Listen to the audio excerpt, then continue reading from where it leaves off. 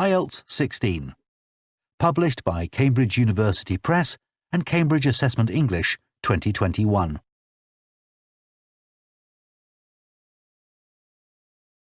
Now turn to Part 1.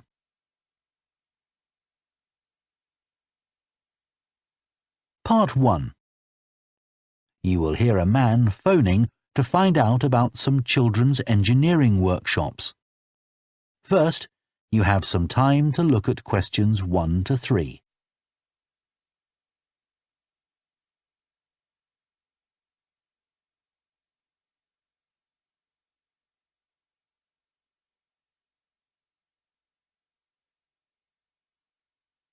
Now listen carefully and answer questions 1 to 3. Hello, Children's Engineering Workshops. Oh, hello. I wanted some information about the workshops in the school holidays. Sure. I have 2 daughters who are interested. The younger one's Lydia. She's 4. Do you take children as young as that? Yes, our Tiny Engineers Workshop is for 4 to 5-year-olds. What sorts of activities do they do? All sorts. For example, they work together to design a special cover that goes round an egg, so that when it's inside, they can drop it from a height and it doesn't break. Well, sometimes it does break, but that's part of the fun. Right. And Lydia loves building things. Is there any opportunity for her to do that? Well, they have a competition to see who can make the highest tower. You'd be amazed how high they can go. Right. But they're learning all the time as well as having fun. For example, one thing they do is to design and build a car that's attached to a balloon, and the force of the air in that actually powers the car and makes it move along. They go really fast too. Okay, well, all this sounds perfect. Before you hear the rest of the conversation, you have some time to look at questions 4 to 10.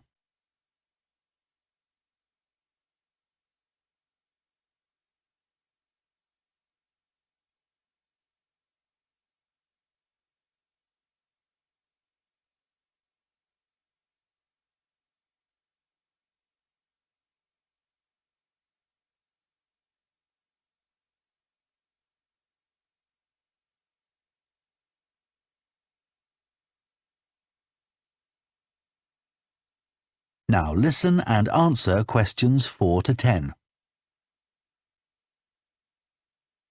Now, Carly, that's my older daughter, has just had her 7th birthday.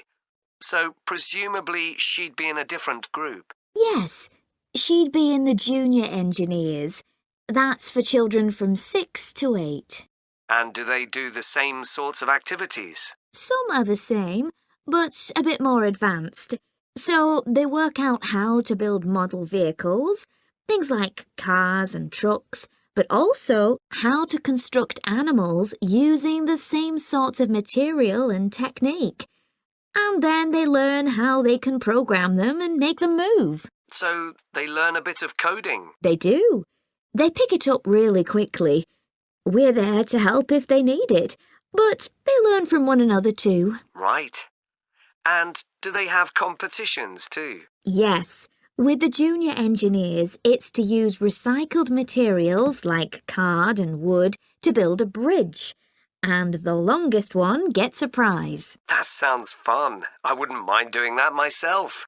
Then they have something a bit different, which is to think up an idea for a 5-minute movie and then film it, using special animation software. You'd be amazed what they come up with. And of course, that's something they can put on their phone and take home to show all their friends. Exactly. And then they also build a robot in the shape of a human, and they decorate it and program it so that it can move its arms and legs. Perfect. So, is it the same price as the Tiny Engineers? It's just a bit more. £50 for the 5 weeks. And are the classes on a Monday too? They used to be, but we found it didn't give our staff enough time to clear up after the first workshop, So we moved them to Wednesdays. The classes are held in the morning from 10 to 11. OK, that's better for me, actually. And what about the location? Where exactly are the workshops held? They're in Building 10A. There's a big sign on the door. You can't miss it. And that's in Fradston Industrial Estate. Sorry? Fradston. That's F-R-A-D-S-T-O-N-E.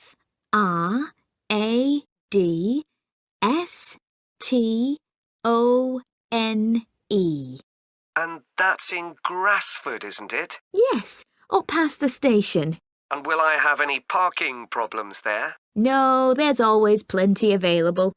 So, would you like to enrol Lydia and Carly now? OK. So, can I have your full name and... That is the end of Part 1.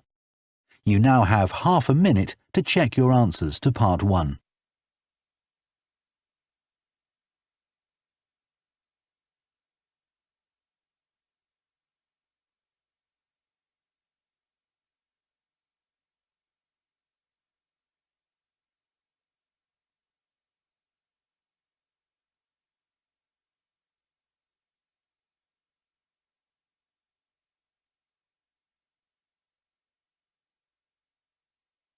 Part 2.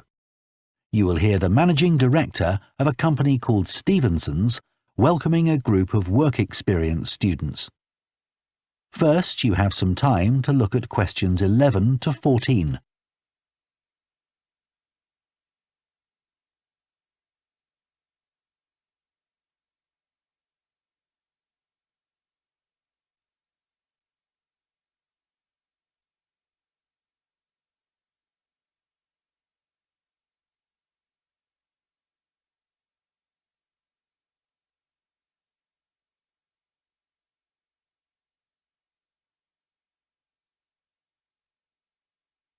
Now listen carefully and answer questions 11 to 14. Good morning everyone and welcome to Stevenson's, one of the country's major manufacturers of metal goods. Thank you for choosing us for your 2 weeks of work experience. My name is Julia Simmons and since the beginning of this year I've been the managing director. Stevenson's is quite an old company. Like me, the founder, Ronald Stevenson, went into the steel industry when he left school. That was in 1923. He set up this company when he finished his apprenticeship in 1926, although he actually started making plans 2 years earlier in 1924. He was a very determined young man.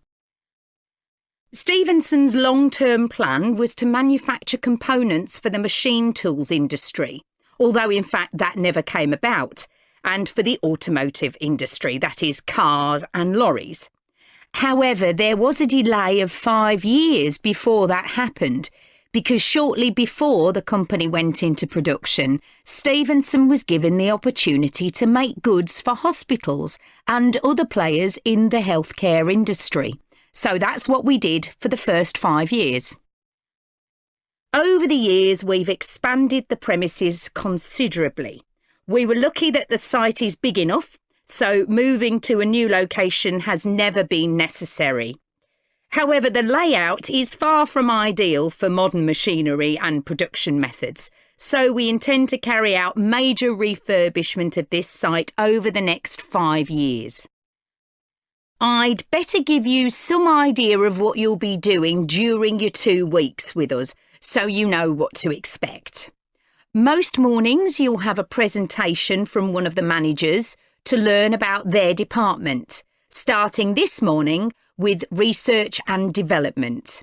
And you'll all spend some time in each department, observing what's going on and talking to people, as long as you don't stop them from doing their work altogether.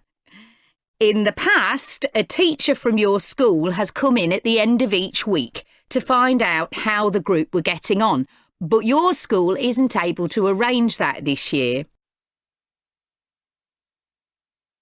Before you hear the rest of the talk, you have some time to look at questions 15 to 20.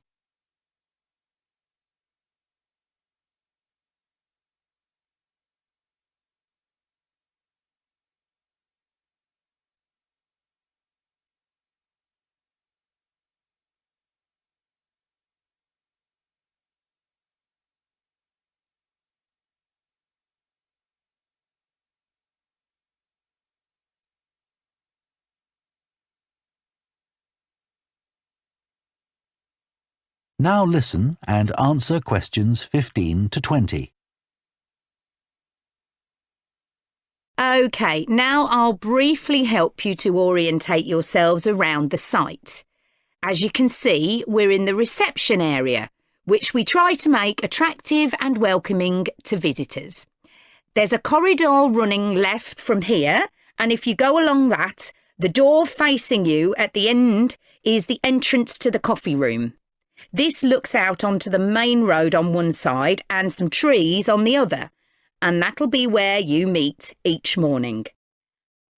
The factory is the very big room on the far side of the site. Next to it is the warehouse, which can be accessed by lorries going up the road to the turning area at the end. You can get to the warehouse by crossing to the far side of the courtyard, and then the door is on your right. Somewhere you'll be keen to find is the staff canteen. This is right next to reception. I can confidently say that the food's very good, but the view isn't. The windows on one side look onto a corridor and courtyard, which aren't very attractive at all, and on the other onto the access road, which isn't much better. You'll be using the meeting room quite often, and you'll find it by walking along the corridor to the left of the courtyard and continuing along it to the end. The meeting room is the last one on the right, and I'm afraid there's no natural daylight in the room. Then you'll need to know where some of the offices are. The Human Resources Department is at the front of this building, so you head to the left along the corridor from reception, and it's the second room you come to. It looks out onto the main road. And finally, the boardroom, where you'll be meeting sometimes. That has quite a pleasant view, as it looks out onto the trees. Go along the corridor past the courtyard, right to the end. The boardroom is on the left, next to the factory. OK, now, are there any questions before we move? That is the end of part 2. You now have half a minute to check your answers to part 2.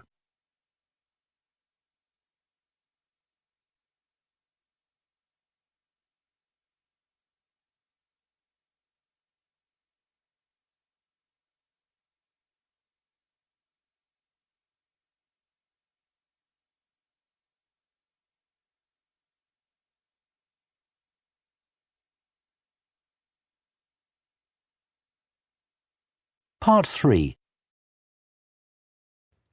You will hear a conversation between John Gray, a study support advisor, and 2 students, Wilson and Grace, who have study problems. First, you have some time to look at questions 21 to 26.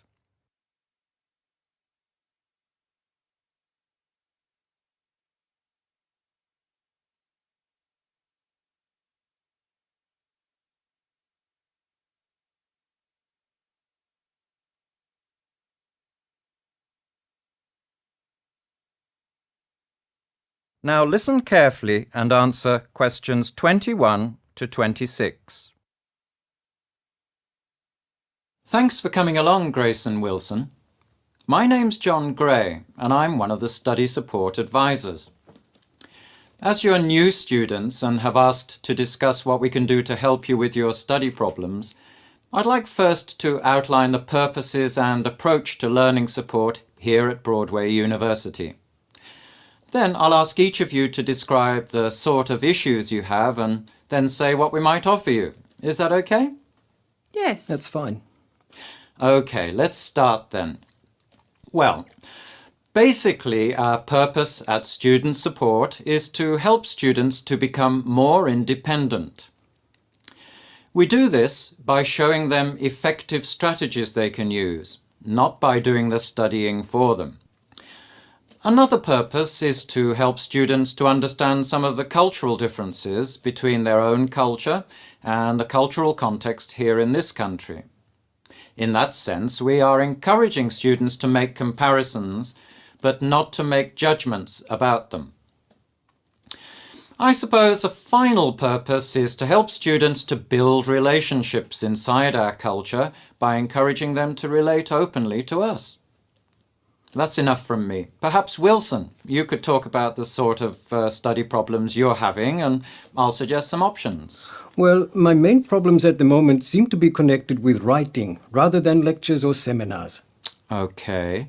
Could you say a little more about what your problems with writing are exactly? Well, I find I can't understand the assignment titles. They're often unclear to me. I mean, the central ideas or what is sort of underneath the title words. Then usually I can't find enough readings or make a good enough plan. Well, we have a special session that looks at essay planning in each academic area. You're in business, aren't you? So maybe you could come to the business essay session. Well, that would be great. Anything else about your writing?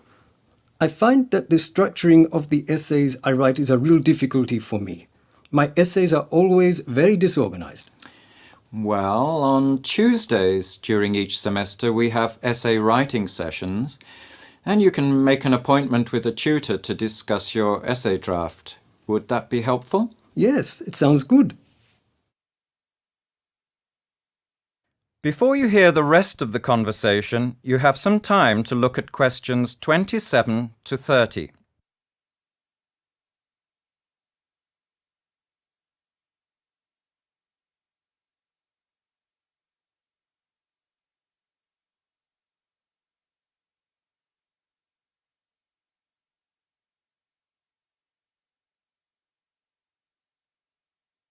Now listen and answer questions 27 to 30.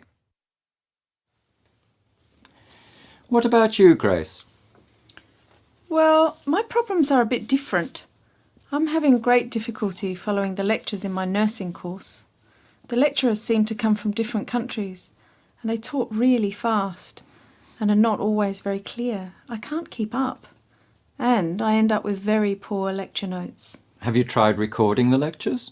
Yes, but I still can't understand them. It just wastes time. Well, you might try talking to your course coordinator to see if some of the lecture notes are in PowerPoint form, or whether the lecturers have notes they can give you. Or you might ask one of the local students to let you look at their notes and discuss the lecture with you. I'd be a bit embarrassed to ask the lecturer.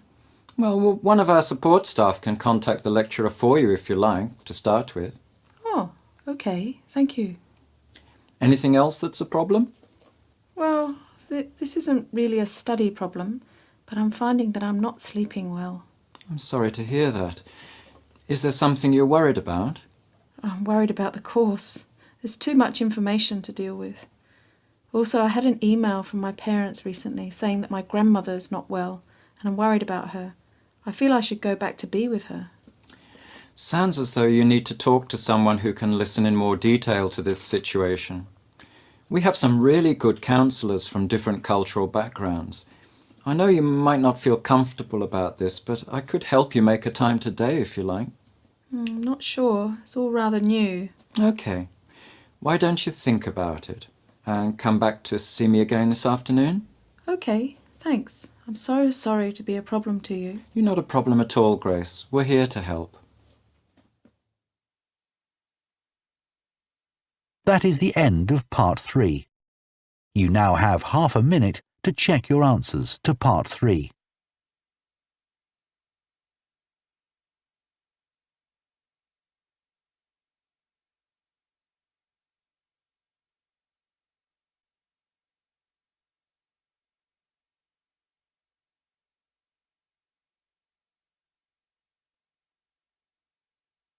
Part 4.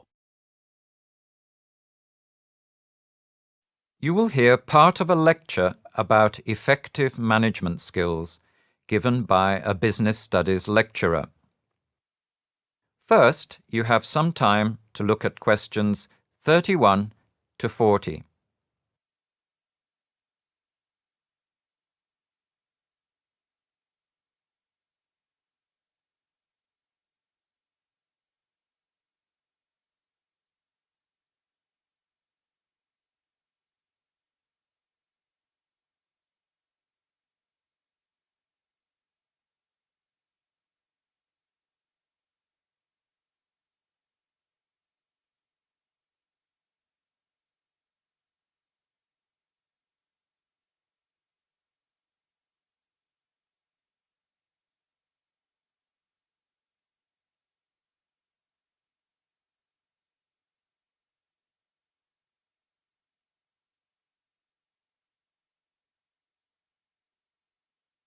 Now, listen carefully and answer questions 31 to 40. Today, in my final talk on effective management skills, I want to discuss with you ideas connected with the place of emotional intelligence in the workplace. In recent years, management researchers have realised that an organisation is not just a place with a structure, with bosses and workers and rules, but is a place where feelings can have a huge impact on the effectiveness of work and workplace relationships. First of all, then, what is emotional intelligence? Well, no doubt you all know about intelligence tests, IQ tests, and the usual measurement of intelligence. Well, it has been realised that there are other types of intelligence which can be vital to the tasks of management. Emotional intelligence, or EI as it is sometimes called, is one of these. Basically then, EI involves a range of abilities connected to feelings. For example, it involves self-awareness, or in other words, the ability to be aware of your own emotions as you experience them. Another dimension of EI, naturally enough, is the ability to recognise other people's feelings, or at least to imagine what other people are feeling under certain conditions. We sometimes call this ability empathy. Then there is the ability to manage your own emotions and to manage them in a positive and constructive way, thereby helping to motivate yourself. Finally, EI involves the ability to manage relationships, which involves the positive management of other people's emotions. And this last ability is part of being an effective leader, as well as being linked to being personally popular, or, as we say in plain English, just knowing how to be good with people. It doesn't take much of your or anyone's intelligence to realise how important all these qualities are to a happy and open workplace. A workplace where people communicate openly, trust and respect one another, feel valued and understood, and thus work well together, is more productive and probably more creative. But quite a number of otherwise intelligent and technically competent managers are not emotionally intelligent, and this means they need to learn these interpersonal skills in order to become more effective at their jobs. So what underlies our emotional intelligence? What feeds into emotional intelligence and enables it to be developed? Clearly, a key part of being emotionally intelligent is our own view of ourselves, how we see ourselves, or as it is sometimes called, our self-image. With a positive self-image, which means if we like ourselves, we are probably more able to support other people in our relationships with them. So, managers with good self-images are more likely to be a positive influence inside any organisation. But self-image is neither completely straightforward nor simple. Basically, there seems to be three central aspects to how we see ourselves. First, there is our perceived self, which basically means what we think we are like. Our internal view of ourselves in our mind's mirror, if you like. If we value ourselves and have high self-esteem and self-confidence, then other people will feel this in us, and will feel a little of it in their relationship with us. Then there is how we would like ourselves to be, which is sometimes called our desired self, and obviously refers to the gap between what we perceive ourselves to be and what we think is missing in ourselves. What improvements we would like to make in ourselves, if you like. For example, many shy people would like to be more assertive. But obviously, if we have too much desire to change ourselves, it probably means we may not like ourselves enough the way we are. Finally, there are the selves we present to others, our public faces if you like, or as sociologists express it, our roles. Roles involve expected forms of presentation of self, a bit like parts in a drama or a play. For example, if you are a manager, your staff will probably expect you to behave in a certain way because this is what they expect of you. For example, you may be expected to give clear instructions and to make good decisions. Through the effective acting out of their work roles, managers can partly control the impressions other workers have of them, either gaining face if these workers build a positive view of them, or losing face if they behave in unusual ways, perhaps at the same time losing their authority. Of course, these three aspects of self-image interact.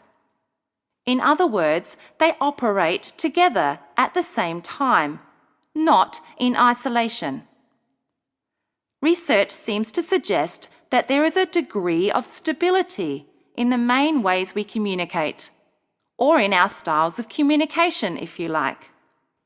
So overall then, a good manager needs a good self-image. And a good manager needs to be able to build and use emotional intelligence. A successful modern organisation cannot ignore these psychological needs if it wants to succeed. That is the end of Part 4. You now have 1 minute to check your answers to Part 4.